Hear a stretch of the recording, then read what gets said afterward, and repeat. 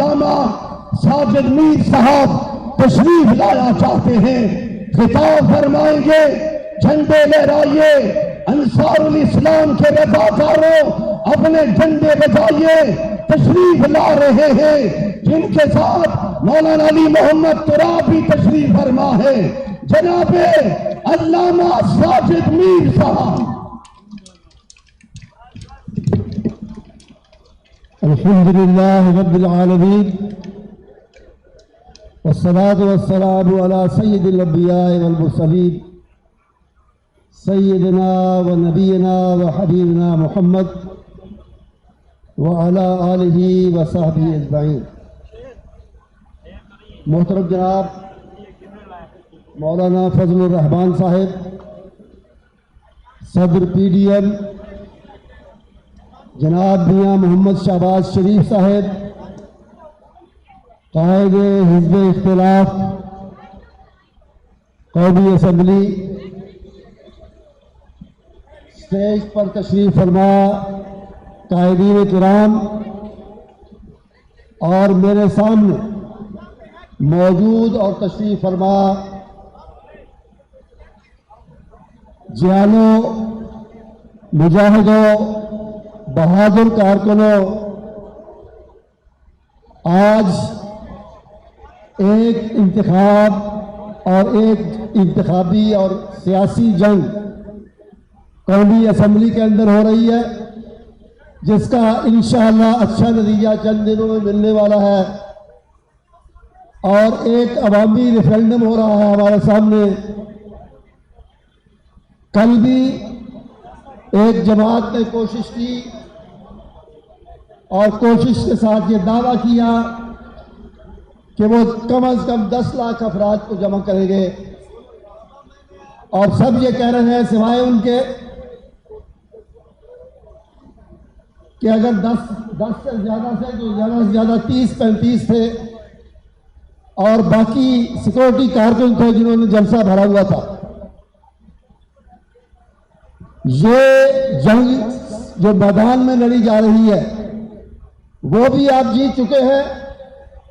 آج کے اس جلسے نے کل کے اس جلسے کو بہت پیچھے چھوڑ کر یہ جنگ جیت لی ہے، اور انشاءاللہ اسمبلی کی جنگ بھی عنقریب آپ جیتنے والے ہیں۔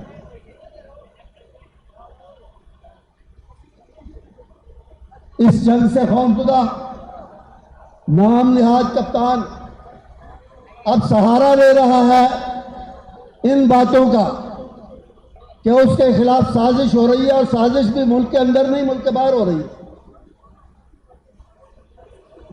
جو لوگ اس کا ٹیلی فون سنتے، اس کی بات سننے کے لیے تیار نہیں تھے، ان کی طرف اشارے کر رہا ہے کہ انہوں نے خط لکھ کر خود مجھے آگاہ کیا ہے کہ ہم تمہارے خلاف سازش کر رہے ہیں۔ ایسا کبھی ہوا؟ ایسا کبھی ہوتا؟ نہیں ہوتا۔ اصل میں اس کی ساری سیاست شروع سے اب تک جھوٹ پر چل رہی ہے۔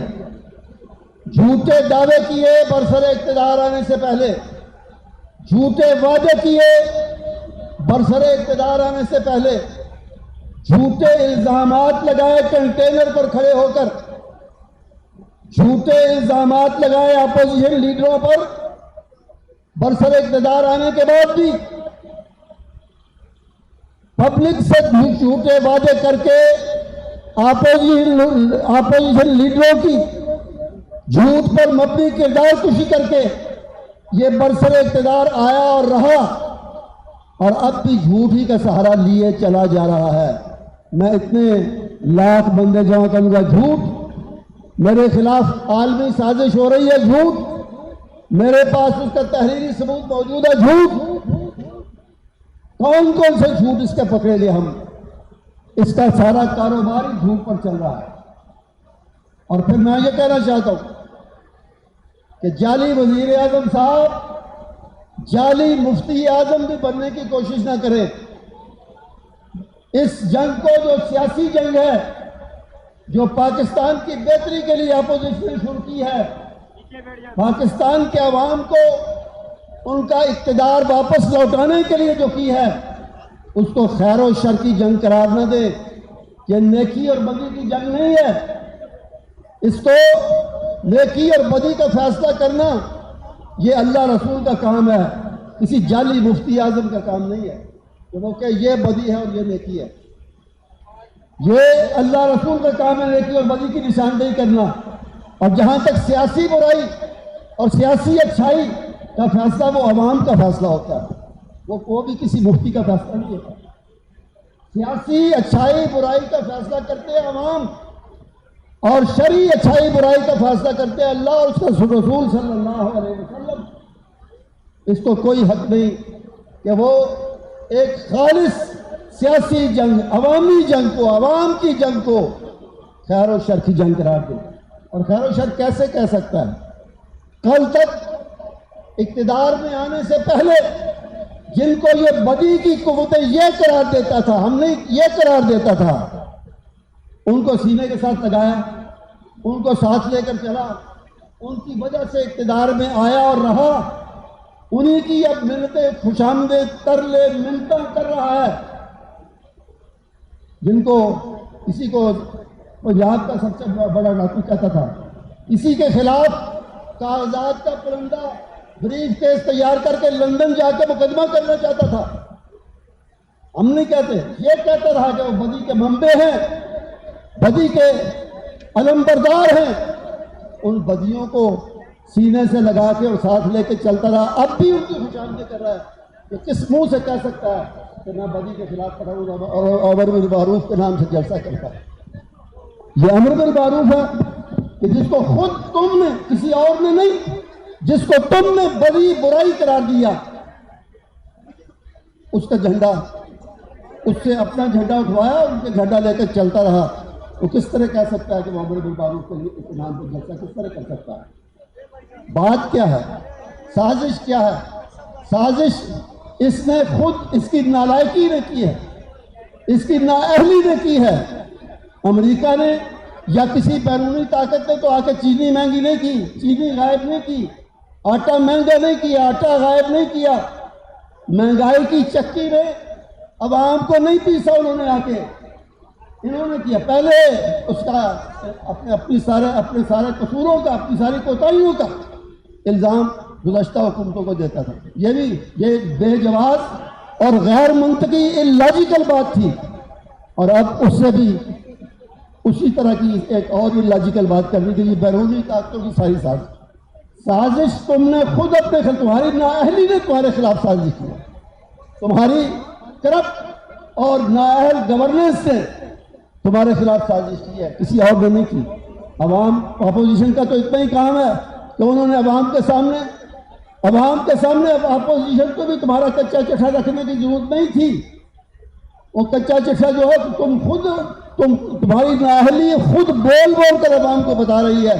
اور اس کی وجہ سے آج تمہیں یہ دن دیکھنا پڑا ہے عزم اعتماد کا، اور اپنے ساتھیوں کو چھوڑ جانے. جتنے اپنے ساتھی تھے ایک ایک کر کے آپ گن لیں، کس کو اپنے ساتھ رکھ سکا؟ اس کی فطرت ہی نہیں ہے، نہ کسی کے ساتھ چل سکتا ہے، نہ کسی کو اپنے ساتھ چلا سکتا ہے.